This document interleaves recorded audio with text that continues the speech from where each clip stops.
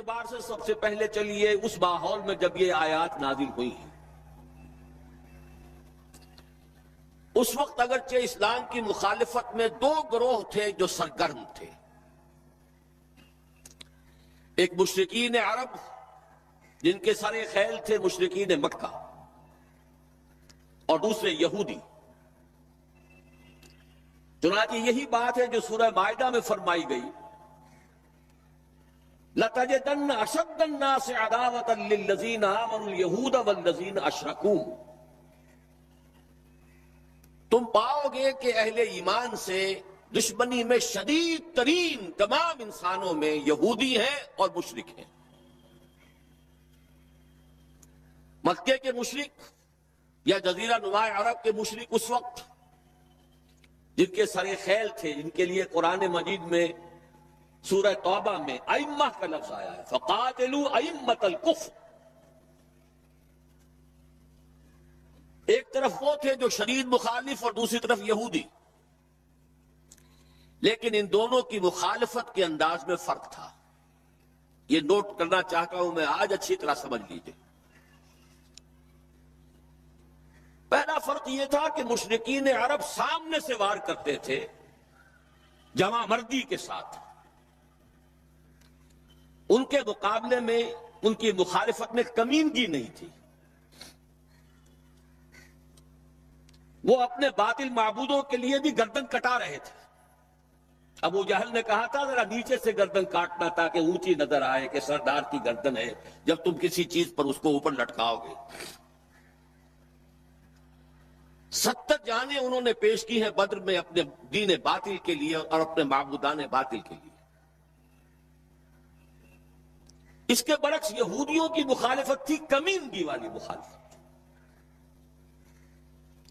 ان میں مقابلے کی ہمت نہیں تھی، جرأت نہیں تھی۔ لا یقاتلونکم جمیعا، سورہ حشر میں فرمایا یہ یہودی کبھی تم سے مسلمانوں جمع ہو کر جمعیت کی شکل میں ڈٹ کر میدان میں آ کر مقابلہ نہیں کر سکیں گے، الا فی قری محصنۃ او من وراء جدر، بڑے مضبوط قلعہ بندیوں میں اپنے آپ کو محفوظ کر کے اور فصیلوں کے پیچھے سے، دیواروں کے پیچھے سے، عورتوں کی طریقے سے پتھراؤ کریں گے، اس کے سوا کچھ نہیں کر سکتے۔ تو پہلا فرق یہ تھا کہ مشرکین مکہ اور مشرکین عرب بالعموم مخالفت کر رہے تھے، لیکن ان کی مخالفت جمع مردوں والی مخالفت تھی، سامنے کے دشمن کی حیثیت سے کھلم کھلا علی الاعلان، جبکہ یہودیوں کی مخالفت میں کمینگی تھی، سازشی انداز تھا، خود لڑنے کی بجائے دوسروں کو ابھار ابھار کر لاتے تھے۔ اور دوسرا بڑا فرق کیا تھا؟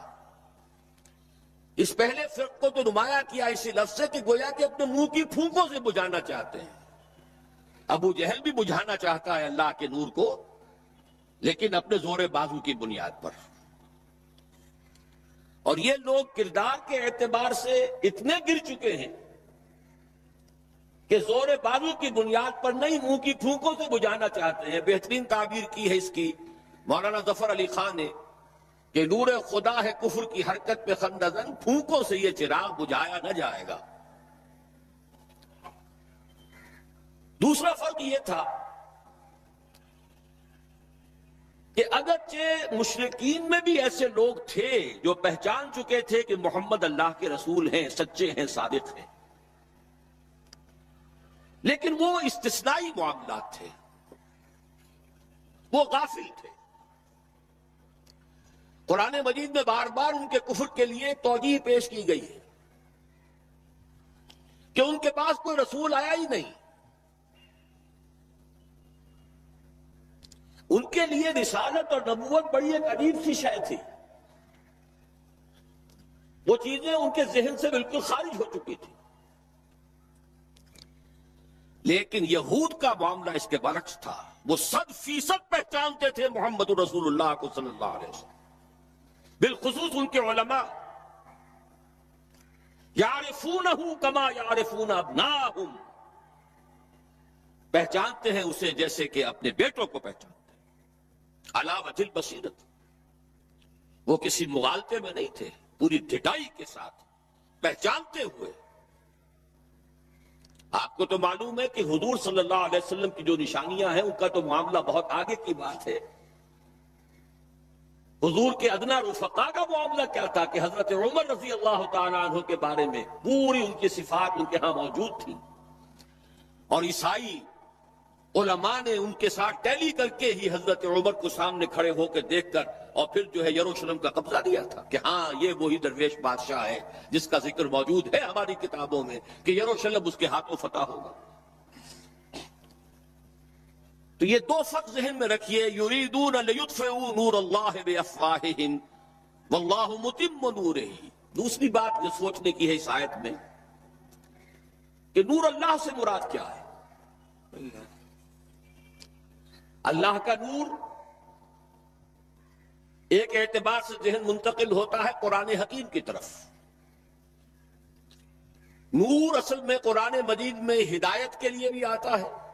تورات کے لیے آیا فیہا ہدی و نور، انجیل کے لیے آیا فیہ ہدی و نور، روشنی ہی سے انسان راستہ دیکھ سکتا ہے. الہدا قرآن حکیم، ہدایت کاملہ، اس کے لیے خاص طور پر لفظ آیا ہے. سورہ تغابن میں فرمایا فآمنوا باللہ ورسولہ والنور الذی انزلنا واللہ بما تعملون خبیر. ایک مفہوم تو یہ ممکن ہے قرآن مجید کے اس اصول کے تحت کہ القرآن یفسر بعضہ بعضا، ویسے یہ کہ اس کا عام مفہوم اسلام، ہدایت، جس معنی میں چاہے لے لے، لیکن میرا ذہن زیادہ جس چیز کو قبول کر رہا ہے وہ ایک ایسے شخص کی تعبیر ہے جو اگرچہ کوئی معروف عالم دین نہیں تھا، میں نہ عارف نہ مجدد نہ محدث نہ فقیہ. اقبال اپنے بارے میں صاف کہہ رہا ہے میں نہ عارف نہ مجدد نہ محدث نہ فقیہ. لیکن واقعہ یہ ہے اور آپ کے علم میں ہوگا میرا موقف یہ ہے، اس دور میں قرآن مجید کا نور بصیرت اللہ تعالی نے بڑے وافر پیمانے پر انہیں عطا کیا تھا. انہوں نے تعبیر کیا ہے اس نور کو نور توحید سے.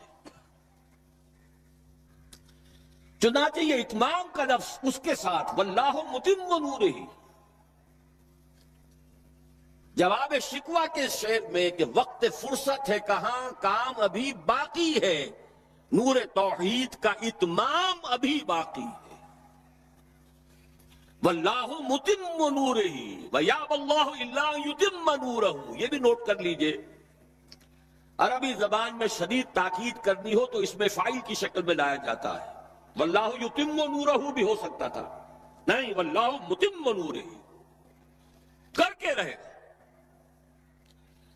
اور پھر اس کو منفی اسلوب میں بھی بیان کر دیا تھا کہ کوئی شک و شبہ نہ رہے، مثبت بھی آ گیا واللہ متم نورہ، اور منفی وَيَأْبَى اللَّهُ إِلَّا أَن يُتِمَّ نُورَهُ. اللہ کو ہرگز منظور نہیں ہے مگر یہ کہ وہ اپنے نور کا اتمام فرمائے. وقت فرصت ہے کہاں، کام ابھی باقی ہے، نور توحید کا اتمام ابھی باقی ہے. میں چونکہ یہاں اسی تعبیر کو اختیار کر رہا ہوں، اس کے اعتبار سے ایک سوال پیدا ہوتا ہے، کیا نور توحید کسی بھی اعتبار سے نامکمل تھا، ناقص تھا، جس کے اتمام اور تکمیل کی ضرورت تھی؟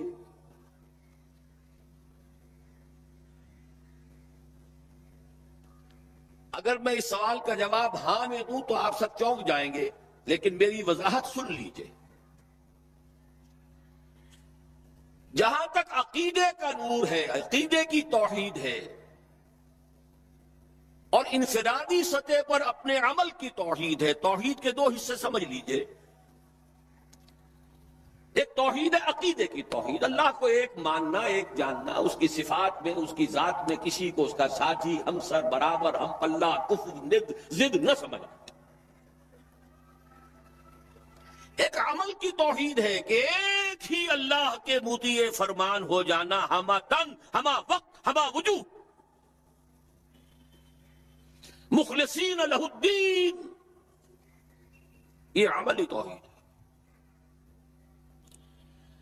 تو عقیدے کی توحید اور انفرادی سطح پر عمل کی توحید ہر دور میں مکمل رہی۔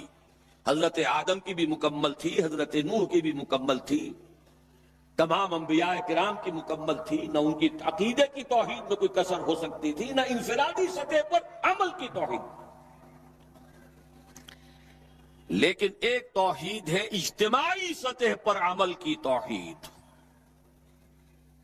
پورے نظام زندگی کا اللہ کے حکم کے تابع ہو جانا۔ یہ ابھی مکمل ہونا تھا، اس کی تکمیل ہونی تھی۔ افراد موحد تھے اپنی زندگیوں میں بھی، اپنے عقیدے میں بھی۔ نظام جیسا آج آپ غور کیجئے، بڑے بڑے فندے خواہ موحد موجود ہیں ہمارے ہاں، فندے خواہ سمجھتے ہیں اپنے آپ کو کہ معلوم ہوتا ہے شرک ہمارے قریب بھی نہیں آ سکتا۔ اجتماعی سطح پر ہم سب مشرک ہیں، پوری قوم مشرک ہے، مشرکانہ نظام ہے۔ جب تک وَيَكُونَ الدِّينُ كُلُّهُ لِلَّهِ نہیں ہوتا، یہ نظام مشرکانہ ہے، قانون اللہ کا نہیں ہے۔ آپ کی عدالتوں میں اللہ کے حکم کی کوئی حیثیت نہیں ہے، آپ کی منڈیوں میں اور بازاروں میں اللہ کا حکم نہیں چلتا ہے۔ معلوم یہ ہوا کہ ایک ہے اجتماعی توحید۔ کچھ مواقع ضرور آئے ہیں تاریخ انسانی میں جبکہ اجتماعی توحید بھی ہوئی، حکومت قائم ہوئی حضرت داؤد کی اور حضرت سلیمان کی، وہ اجتماعی توحید کی تھی۔ لیکن ایک بات نوٹ کر لیجئے گا، یہ میرا اصل میں کل کی تقریر کا موضوع ہے۔ یہ کام تاریخ انسانی میں صرف ایک مرتبہ ہوا ہے کہ ایک فرد واحد اپنی دعوت کا آغاز کرے اور تمام مراحل سے گزار کر اپنی اس دعوت اور تحریک کو اور توحید کامل تک معاشرے کو پہنچا دے۔ یہ اس سے پہلے کبھی نہیں ہوا۔ حضرت داؤد کو تو راہ چلتے حکومت مل گئی تھی، جنگ تو ہو رہی تھی حضرت طالوت اور جالوت کی، وہ تو ایک گڈریا اپنا گوپیا لے کر آ گیا ہے وقت پر اتفاقاً، اور اس گوپیے کی جو پتھر تھا وہ جالوت کے آنکھوں کے اس کی زرہ میں جو سوراخ تھا اس میں سے ہو کر اس کے بھیجے میں گزر گیا، مارا گیا، حکومت مل گئی۔ کیا حضرت داؤد ایک داعی کی حیثیت سے سامنے آئے تھے؟ کیا انہوں نے اپنی کوئی جماعت بنائی تھی؟ کیا ان مراحل سے گزرے تھے؟ قطعاً نہیں۔ صرف ایک مرتبہ ہوا ہے تاریخ انسانی میں، اور وہ محمد الرسول اللہ صلی اللہ علیہ وسلم۔ فرد واحد سے بات شروع کر کے یہ جو آتا ہے خطبات جمعہ میں آپ سنتے وحد اللہ، توحید باب تفصیل سے، اور اپنی توحید کو خالص کرو اور خالص کرو اور خالص کرو اور خالص کرو، شرک سے اسے ہر اعتبار سے پاک کر دو۔ یہ تو پوری زندگی کا لائف لانگ ایفرٹ ہے۔ آخری امتحان توحید کا جو لیا ہے ابراہیم کے رب نے، دیکھیں اس بوڑھے کے دل میں کہیں اپنے بیٹے کی، اکلوتے بیٹے کی محبت تو ہم سے زیادہ نہیں ہو گئی؟ کیسے کیسے امتحانات سے گزر چکا وہ بوڑھا، کیسے کیسے امتحانات، لیکن آخری امتحان دعائیں مانگ مانگ کر بیٹا لیا تھا۔ فلما بلغ معہ السعی، اور جب اب ذرا ہاتھ بٹانے کے قابل ہوا، کہیں اس کی محبت ہماری محبت سے زائد تو نہیں ہو گئی؟ انی ارا فی المنام انی اذبحک فانظر ماذا تری۔ اس لیے جو آتا ہے قرآن مجید میں بار بار حضرت ابراہیم کے لیے آخری سند کے الفاظ آتے ہیں وما کان من المشرکین، شرک کے ہر شائبے سے پاک۔ تو یہ توحید عملی اجتماعی سطح پر ہونی باقی تھی، اس کا تعلق ہے اگلی آیت سے. یہ کب ہوگی؟ هو الذی ارسل رسولہ بالہدی ودین الحق لیظہرہ علی الدین کلہ ولو کرہ المشرکون. اللہ نے اپنے ان آخری رسول کو محمد صلی اللہ علیہ وسلم کو تو بھیجا ہی ہے الہدا، وہ دین حق اور الہدا اور دین حق دے کر، تاکہ غالب کریں. جب تک دین غالب نہیں توحید ناقص ہے. عقیدے کی توحید ہو سکتا ہے کہ ہو، انفرادی سطح پر بھی ہو سکتا ہے. ایک آدمی جہاں جہاں بھی اللہ کا حکم مان سکتا ہو مان رہا، لیکن آخر وہ کسی قوم کا فرد ہے، کسی ریاست کا شہری ہے، کسی خاندان کا فرد ہے، چہار طرف سے جکڑا ہوا ہے رشتوں میں اور تعلقات میں. اس کی زندگی کے کتنے گوشے ہیں کہ جن کو ابھی وہ مشرکانہ نظام اپنی گرفت میں لیے ہوئے ہیں. یہ در حقیقت اسی وقت ہوگا جبکہ اللہ کا دین غالب ہو جائے. هو الذی ارسل رسولہ بالہدی ودین الحق لیظہرہ علی الدین کلہ ولو کرہ المشرکون. مشرک تو کبھی پسند نہیں کریں گے. یہاں ذرا شرک کو سمجھ لیجئے، یہ شرک صرف عقیدے کا نہیں. آج کا سب سے بڑا شرک کیا ہے؟ اللہ کا اللہ کو دو، ریاست کا ریاست کو دو. یہ سیکولر نظام ہے، یہاں پر جو ہے حاکمیت عوام چلے گی. جاؤ مسجدوں میں اللہ کا حکم نافذ کر لو.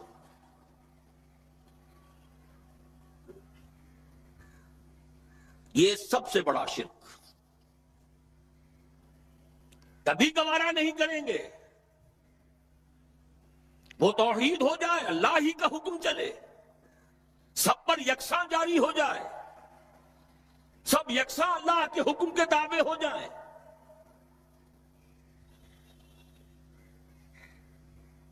وَلَوْ كَرِهَ الْمُشْرِكُونَ. مشرک کبھی نہیں چاہیں گے، لیکن ان کی مخالفت کے علی الرغم، ان کی ساری ریشہ دوانیوں کے باوجود، ان کی تمام سازشوں کے باوجود اللہ کا دین غالب ہو کر. اب ذرا تاریخی اعتبار سے جائزہ لیجئے. ابھی ہم تھے اس ماحول میں جبکہ ابھی یہ آیات نازل ہو رہی تھی.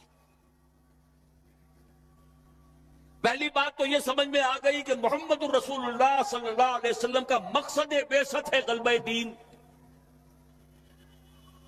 یہ نوٹ کرنے کی بات ہے، کسی اور رسول کے لیے اللہ نے قرآن مجید میں یہ الفاظ استعمال نہیں کیے. شاہد سب تھے، مبشر سب تھے، نذیر سب تھے، داعی سب تھے، مبلغ سب تھے، معلم سب تھے، مربی سب تھے، مزکی سب تھے.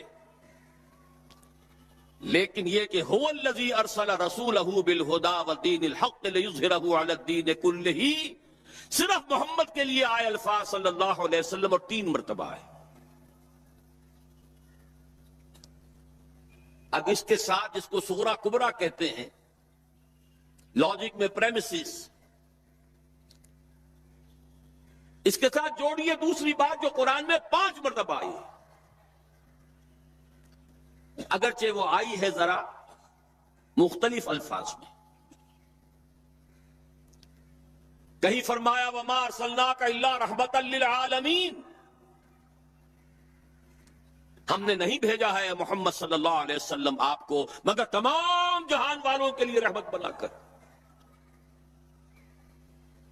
آپ کی بعثت جغرافیائی، نسلی، قومی، علاقائی حدود سے ماورا، اعلیٰ تر. قرآن میں بقیہ سارے رسولوں کی بات آتی ہے تو کہتے ہیں یا قوم یا قوم یا قوم.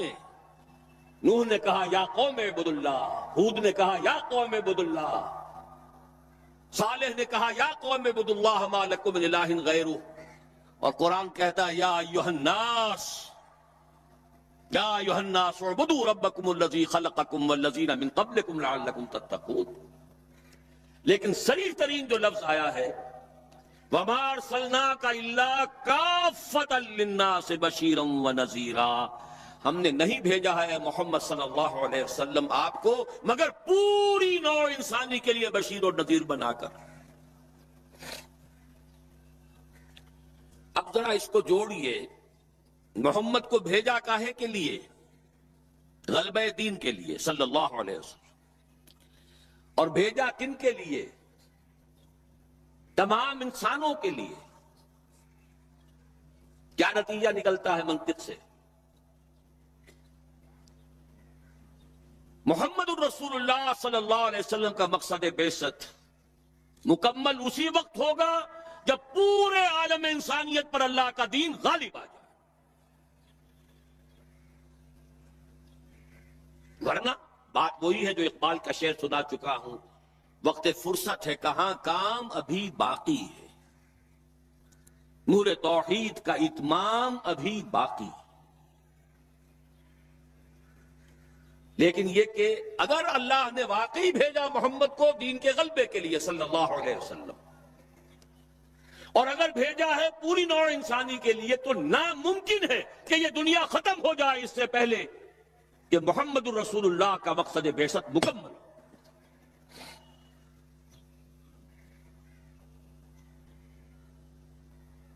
یہی بات ہے کہ جس کی خبر پیشن گوئی کے طور پر قرآن میں تو نصوص ہے، لیکن ان سے نتیجہ نکالنا پڑے گا، منطق۔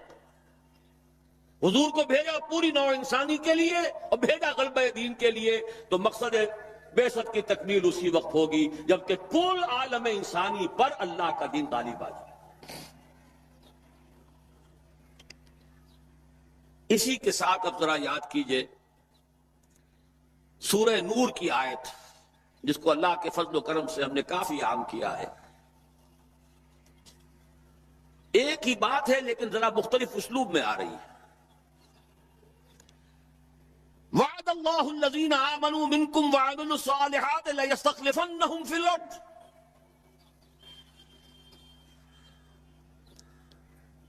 وعد اللہ الذین آمنوا منکم، یہاں منکم پر ذرا زور دیجئے، کن سے خطاب ہو رہا ہے؟ مسلمانوں سے۔ لیکن ان مسلمانوں کے لیے دو کوالیفیکیشنز، دو پری کنڈیشنز۔ اے مسلمانوں، اللہ کا وعدہ ہے تم میں سے ان سے جو ایمان اور عمل صالح کا حق ادا کر دیں، انکنڈیشنل نہیں ہے۔